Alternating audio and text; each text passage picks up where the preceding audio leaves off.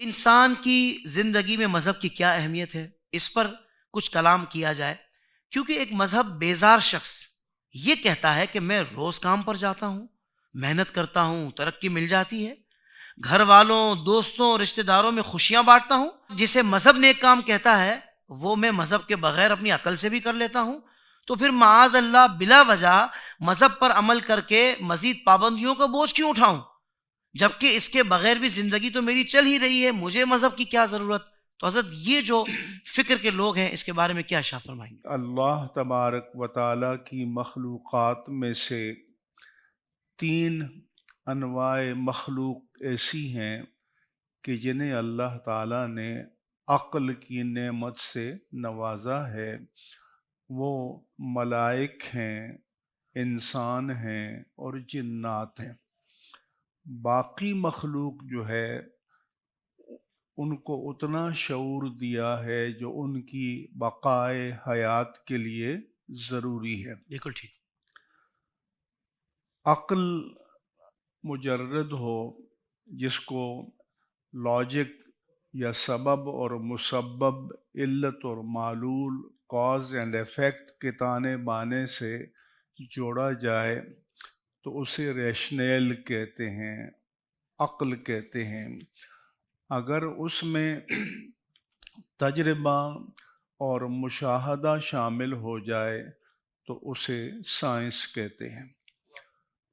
پہلی بات یہ ہے کہ آیا عقل، مجرد عقل ہدایت کے لیے کافی ہے؟ تو ایسا نہیں ہے۔ شاعر نے کہا عقل عیار ہے سو بھیس بدل لیتی ہے، کہ عشق بیچارہ نہ ملا نہ زاہد نہ حکیم۔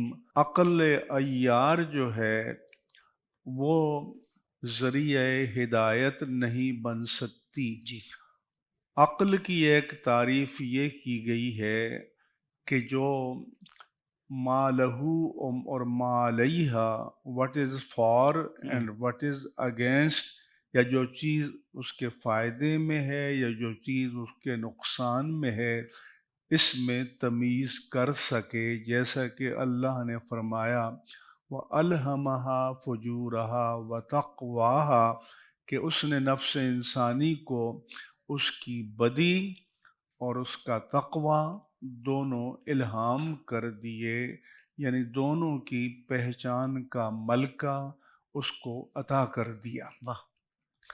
پھر ایک عقل مطبوع ہے جو خالق کی طرف سے اسے نصیب ہوتا ہے، جسے کہا گیا کہ اللہ کی فطرت وہ ہے کہ جس پر اس نے انسان کو پیدا کیا، اور ایک عقل مسموع ہے کہ جو تجربے اور مشاہدے اور ان چیزوں سے انسان کو حاصل ہوتی ہے۔ اسے عقل سے، تدبر سے، تفکر سے، تذکر سے، ہجر سے، لب سے، نحا سے اور نفس سے قرآن و حدیث میں تعبیر کیا گیا ہے۔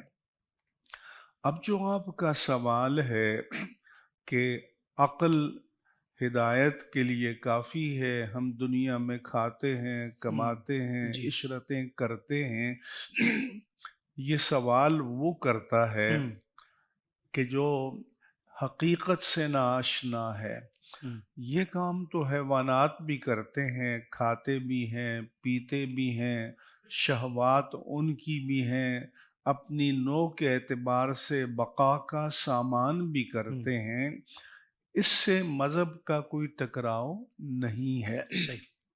کیوں کہ سائنس کا تعلق اس مادی دنیا اور اس کے متعلقات سے ہے، مذہب کا جن چیزوں سے تعلق ہے ان کا مادیت سے کوئی تعلق بہت نہیں۔ اچھے، واہ واہ واہ۔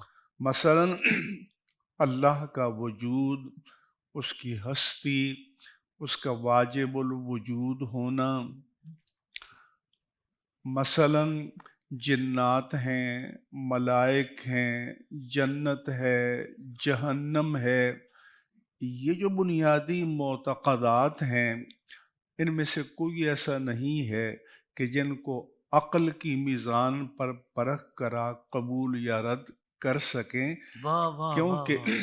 یہ عقل کے دائرے میں نہیں آتے۔ اس لیے کسی نے کہا تھا کہ تو دل میں تو آتا ہے، سمجھ میں نہیں آتا، ہوں، میں جان گیا تیری پہچان یہی ہے۔ ولا یدرکہ الابصار وہو یدرک الابصار، وہ عقلوں کا احاطہ کر لیتا ہے، ہوں، عقلیں اس کا احاطہ نہیں کر جی، سکتی۔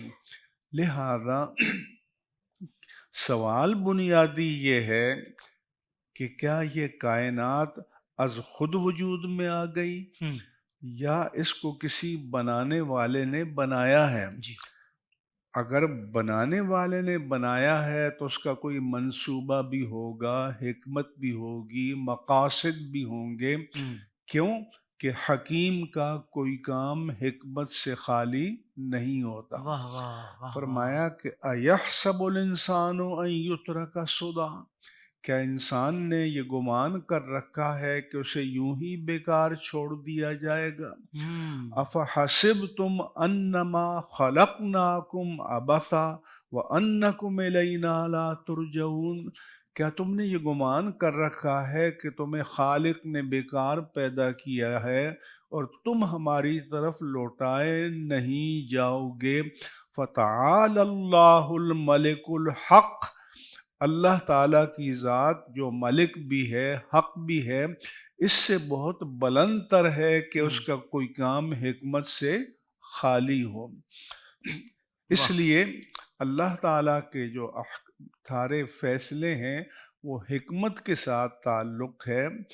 مذہب عقل کی نفی نہیں کرتا، ہوں، بلکہ مذہب یہ سکھاتا ہے کہ عقل کو، مذہب کو سمجھنے کے لیے استعمال کیا جائے، مذہب کو رد کرنے کے لیے استعمال نہ کیا واہ جائے۔ واہ واہ واہ! سبحان اللہ! یہ بنیادی جو کنسیپچول اور نظریاتی فرق ہے، واہ واہ! اس کو سمجھنا ضروری ہے۔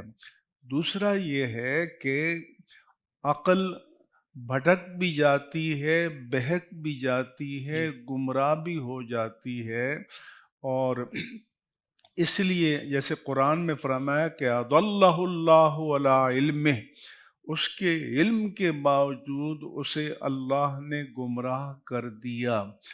تو اس لیے فرمایا کہ لہم قلوب لا یفقہون بہا، ان کے دل ہیں جن سے وہ سمجھتے نہیں ہیں، آنکھیں ہیں لیکن ان سے دیکھتے نہیں ہیں، وَلَهُمْ آذَانُ لا یسمعون بہا، کان ہیں جن سے سنتے نہیں ہیں، اولئک کالانعام بل ہم اضل، تو جو عقل ہوتے ہوئے ہوں، اس سے حقائق کو نہ جانے تو وہ چوپایوں کی طرح ہیں، بلکہ ان سے بھی بدتر ہیں، کیونکہ چوپائے تو عقل سے اللہ اکبر! محروم ہیں، اور اللہ یہ اکبر! انسان عقل ہوتے ہی ہوئے حقائق کو رد کر دے تو یہ ان سے 100 درجے بدتر ہے۔ سوال بے شک! بنیادی یہ ہے کہ آیا عقل کو وحی کے رد و قبول کا میزان بنایا جائے گا یا وحی کو عقلی اپج کے رد و قبول کا میزان بنایا جائے گا، کسوٹی بنایا جائے گا؟ تو بنیادی ایشو یہ ہے کہ ایک قطعی اور یقینی اور ابدی اور دائمی ذریعہ علم جو ہے وہ وحی ربانی ہے، اور تمام چیزوں کو وحی ربانی کی کسوٹی پر پرکھا جائے گا، قبول کیا جائے گا یا رد کیا جائے گا۔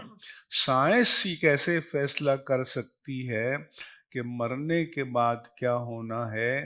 یہ کائنات وہ کہتے تو ہیں کہ یہ اتنے کروڑ سال پہلے وجود میں آئی، کبھی یہ کہتے ہیں کہ اس کائنات کی اصل ایک مائنوٹ سا ذرہ تھا، اس کے اندر انرجی تھی، توانائی تھی، وہ ایک بہت بڑے دھماکے سے پھٹ گیا جس کو بگ بینگ تھیوری کہتے ہیں، اور یہ سارے سیارے، ارض و سماوات، یہ کہکشاں، یہ منتشر ہو گئے اور پھیل گئے، لیکن سوال یہ ہے کہ وہ مہین سا ذرہ کدھر سے آیا؟ جی واہ واہ مفتی صاحب، واہ واہ. تو اس لیے فرمایا کہ کیا ان کو کسی چیز کے بغیر بنا دیا گیا ہے یا وہ خود اپنے خالق ہیں؟ اوہ، تو اگر خود اپنے خالق نہیں ہیں تو پھر کوئی نہ کوئی خالق تو ہے، اگر ہے تو اس کا کوئی منصوبہ بھی ہے اور اس کی کوئی حکمت بھی ہے جس کے لیے بنایا ہے، اور اسی لیے انسانوں کو عقل کی نعمت دی ہے، جنات کو عقل کی نعمت دی ہے، اس لیے وہ اکاؤنٹیبل بھی ہوں گے، مسئول بھی ہوں گے، جواب دہ بھی ہوں گے، ایک ایک بات کا ان کو حساب بھی دینا ہوگا۔ لہذا بنیادی سوال یہ ہے کہ حضور آپ آئے کدھر سے ہیں؟ آپ آئے کدھر سے؟ کیا آپ خود چلے آئے ہیں، خود آپ کو پیدا ہو گئے ہیں؟ تو ایسا تو ہوتا نہیں ہے۔ تو اس لیے جب کسی بنانے والے نے بنایا ہے تو پھر سوال دوسرا یہ ہے کہ اس بنانے والے سے ہمارا تعلق کیا ہے؟ اگر اس تعلق کو عقل جو طے کر سکتی تو ساری انسانیت ایک چیز پر جمع ہو جاتی۔ انسانیت ایک چیز پر جمع نہیں ہو سکی تو اس کا مطلب یہ ہے کہ عقل ہادی مطلق بننے کی صلاحیت رکھتی ہی نہیں واہ ہے۔ واہ واہ واہ. اور جب تک کہ عقل اپنے آپ کو وہی کتابیں نہ کر دے، اس لیے کہ ان سوالوں کا جواب جن کو میٹا فزکس کہتے ہیں یا مابعدت تطبیعات کہتے ہیں، جن کا اس مادیت سے کوئی تعلق نہیں ہے، یہ چیزیں وہی طے کرتی ہے۔ لہذا ہم یہ جاننا فرض کریں، مان بھی لیں کہ ہمارا کوئی خالق ہے، پھر بھی سوال پیدا ہوتا ہے کہ اس خالق کو ہم راضی کرنا چاہیں تو کیسے کریں، اس خالق سے تعلق جوڑنا چاہیں تو کیسے کریں؟ تو اس کا منہج و منہاج بھی اس نے بتا دیا۔ تم میں سے ہر ایک کے لیے ہم نے ایک طریق عمل، ایک راہ زندگی متعین کر دی ہے۔ شریعت ہو، مذہب ہو، طریقت ہو، اس کے معنی راستے کے ہیں، یعنی وہ علم و عمل کی وہ راہ جس پر چل کر ہم اللہ کی رضا کو پا سکتے ہیں۔ فرمایا کہ اگر اللہ کو جبری اطاعت انسان کی منظور ہوتی تو سب کو ایک امت بنا دیتا، ایک نظریے پر قائم کر دیتا، مگر پھر ان کا کمال کوئی نہ ہوتا۔